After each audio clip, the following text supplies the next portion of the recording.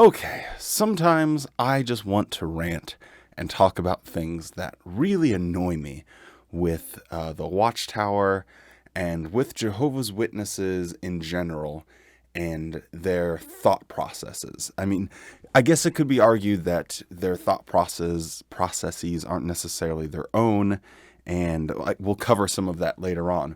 But there's this distorted concept of what humility and reasonableness is, and I want to talk about it. So let's do this.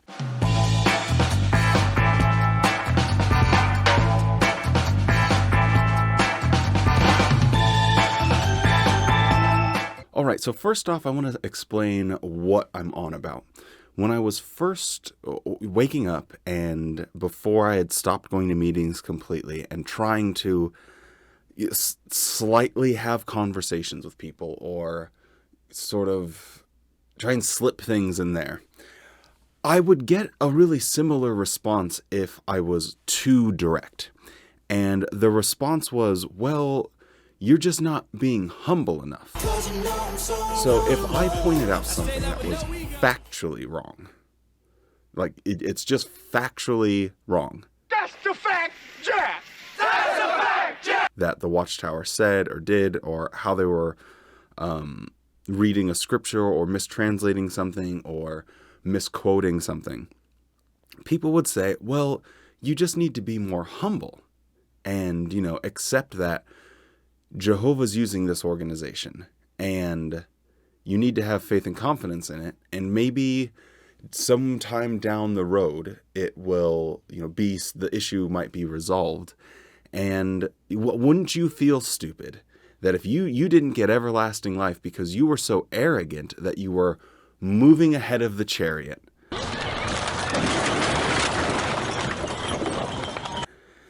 And it drove me insane because it's a complete flip of what it means to be humble. So a humble person is willing to learn. They're saying, I am not 100% sure that I'm right about 100% of the things that I think. That's arrogance.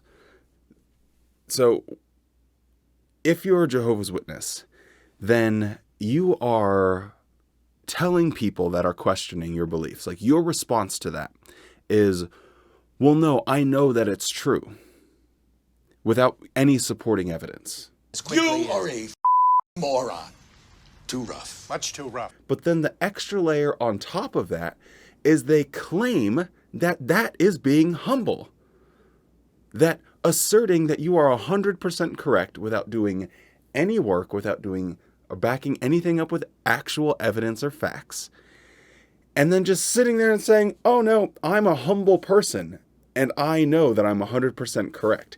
It is so maddening to talk to a Jehovah's Witness and have them try and shove Watchtower's doctrine down your throat. You clearly give them an example that says, that demonstrates, it's demonstrable. You can't argue with it, right? Like the example, I know I use it all the time, but with Tyre, like the prophecy just failed. And then Watchtower's response to that is that, Alexander the Great actually fulfilled the prophecy, even though the prophecy said it would be Nebuchadnezzar. You cannot deny that. And yet they say, oh no, but see, here's the answer right here. There's the answer. It's right there in the publications. So this whole concept is so aggravating because of the amount of material that Watchtower has produced talking about humility. And granted, as I look through the catalog of different Watchtower articles, some of the advice is pretty good. It makes a lot of sense, and it's something that I personally agree with. Now, when they go on their weird rants about what a proud person is like, that gets a little bit wild for my taste. But in general, their counsel on humility is pretty good. Now, the other aspect of this is when it comes to like reasonableness and, actually having to use your brain. here's a great example of how the Jehovah's Witnesses have just completely flipped everything around in their heads. This is from a 2018 Watchtower. Do you have the facts? And in paragraph 3 it says, today people are bombarded with information. Internet websites, television, and other mass media present a seemingly unending array of ideas.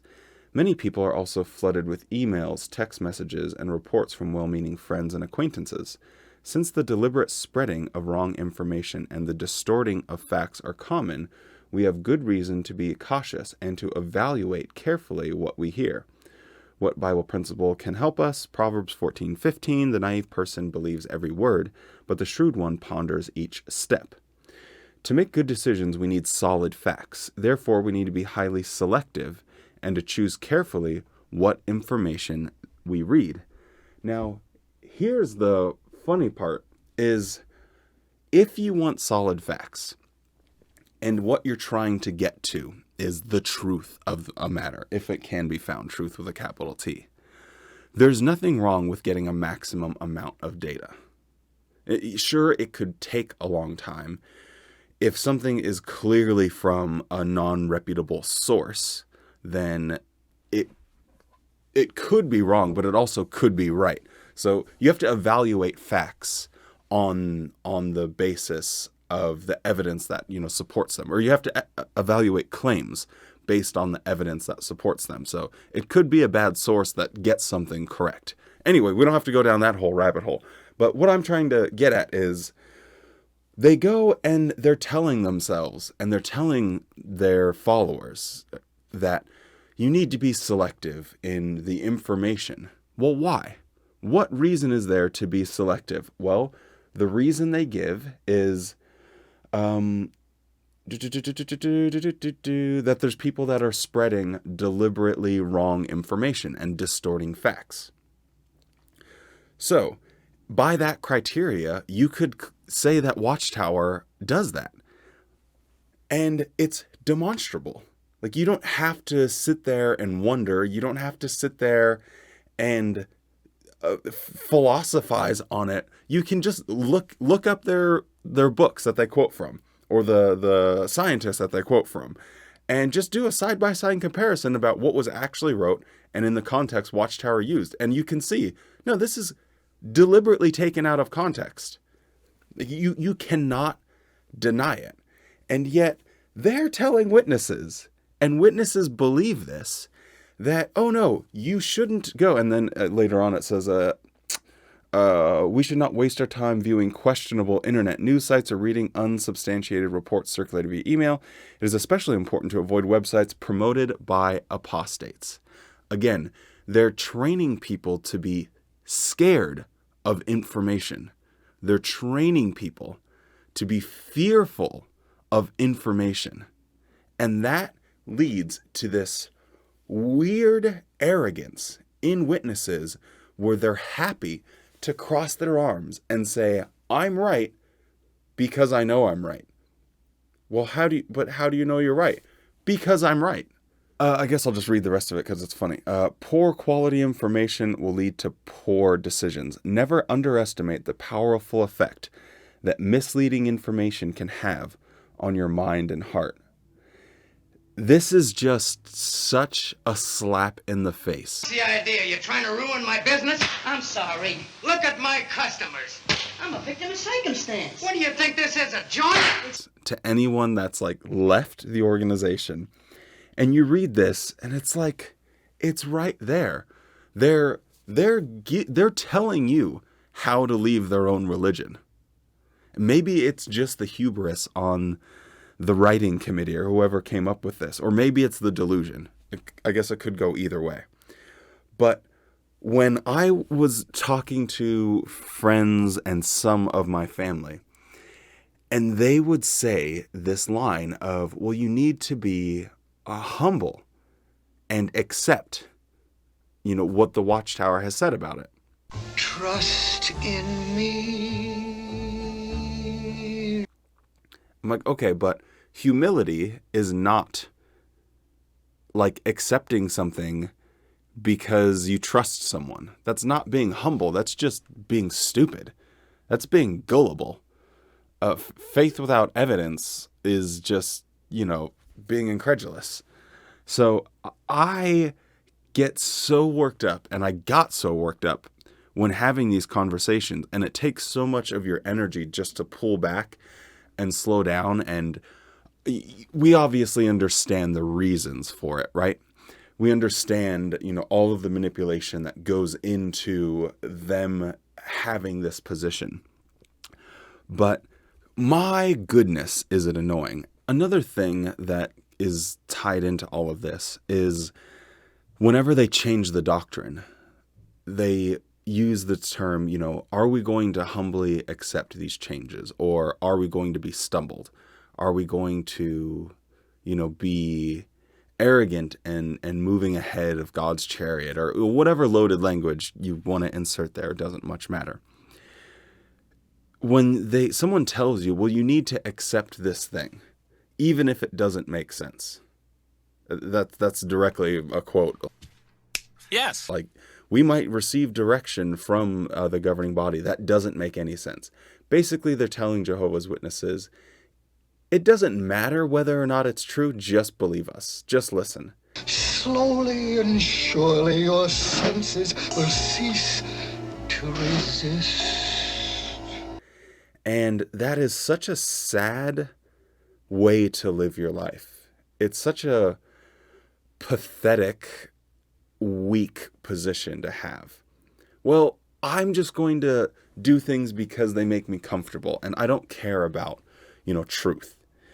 And I get annoyed by that, and I understand, the reasons why people will choose that course of action, comfort over truth. And there's 1.5 million different circumstances that go into it. And for some people, it does make more sense to choose comfort. And I guess I can't bully by calling it pathetic, but for me personally, I think it's too weak. And I think it's important that you stand up and for things that are right and correct and accurate and as close to the truth that we can find, because that's what we need to be putting out there in the world. Especially with the upbringing and the history that we have with the Watchtower organization. I think it's really important that we maximize truth and we are outspoken about it. And I just think that when you have such crazy illogic that was shoved down our throats of believe this, be humble, and accept something with no evidence, and then go and try and shove that down someone else's face, and you're told that that's humility, I think you need to reverse course as much as possible. Maybe, and I think that's part of what spurs activism for me, other than just genuinely wanting to assist people and help people, is reversing all of the damage and all of those nonsensical things that I used to put out into the universe. I would like to try and counterbalance that as much as possible with things that are just level-headed and accurate and a little bit funny, because we try and have fun here over at the JW Thoughts channel. Anyway, thank you so much for joining me for this weird rant. I don't even know if it's a series. This is just me talking. I probably need to have scripts. Probably would make the quality of the content get a little bit higher, but hey, this is just me, and it's always pretty raw. But yeah, we like to have fun around here. Subscribe if you want to see more videos like this, and we will see you, well, whenever there's another video. That's when you'll see me. Well, we won't see you, because I don't actually see you guys. I guess technically if you send me a message and I can see your picture. Okay, those of you that have a profile picture, when you make a YouTube comment, I will see you. For those that don't, then you will see me for the next video. I got a little awkward there at the end, but that's okay. Time to go grocery shopping.